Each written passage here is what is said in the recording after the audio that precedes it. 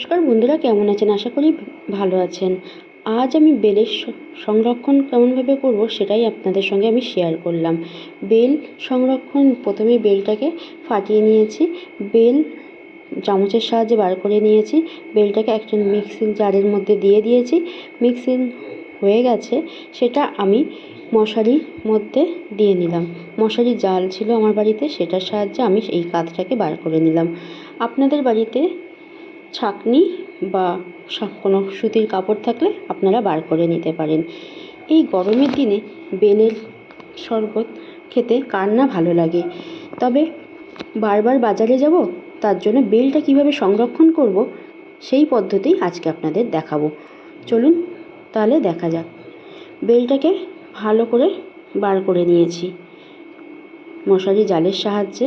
এইবারে আমি চিনিগুলো দিয়ে নেব। চিনিটা দিয়ে নিয়ে চামচের সাহায্যে চিনিটাকে ভালো করে বেলের সঙ্গে মিশিয়ে নেব। মেশানো হয়ে গেলে, মেশানো প্রায় হয়ে গেছে, মেশানো হয়ে গেছে। এইবার আমি 3টি প্লেট নিয়েছি, 3টি প্লেটে অল্প অল্প করে আমি পাতলা পাতলা, খুবই পাতলা পাতলা করে দিয়ে নেবেন আপনারা। আমিও দিয়েছিলাম, তবে আমার একটু মোটা হয়ে গেছিলো। পাতলা করে দিলে খুবই ভালো হয়, শক্ত হয় জিনিসটা। তো আমার হয়ে গেছে। এখানে আমি 3 নম্বর প্লেটে দিয়ে দিয়েছি। দেওয়ার পরে এটাকে আমি শুকাতে দিয়েছি, রোদের মধ্যে আমি শুকাতে দিয়েছি। এই 1 গ্লাস বেলের শরবত পুরো প্রাণটা জুড়িয়ে যায়।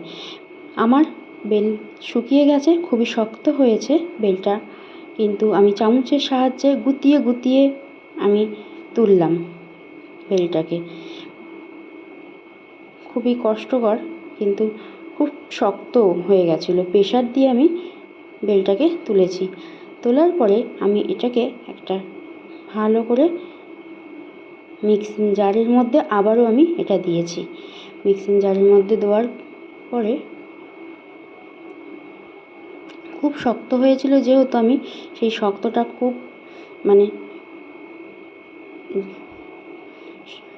প্রেসার দিয়েই তুলেছি। এইবারে আমি মিক্সিং জারের মধ্যে দিয়ে দেব। মিক্সিং জারের মধ্যে দিয়ে মিক্সার করে নেব, একটু ডাস্ট করে নেব এটাকে আমি।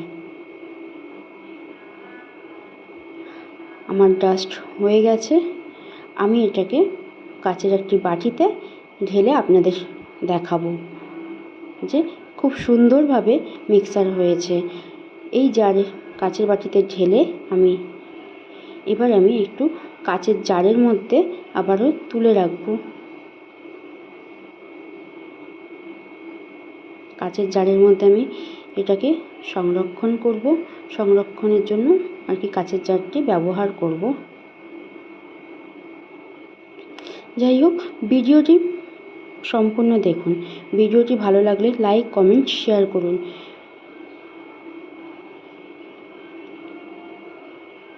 কাচের জারের মধ্যে তুলে দিলাম।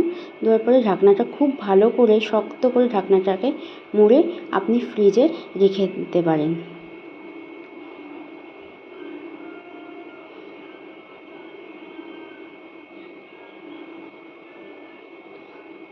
আপাতত আজ এই পর্যন্ত। পরের ভিডিও নিয়ে আবার আসবো।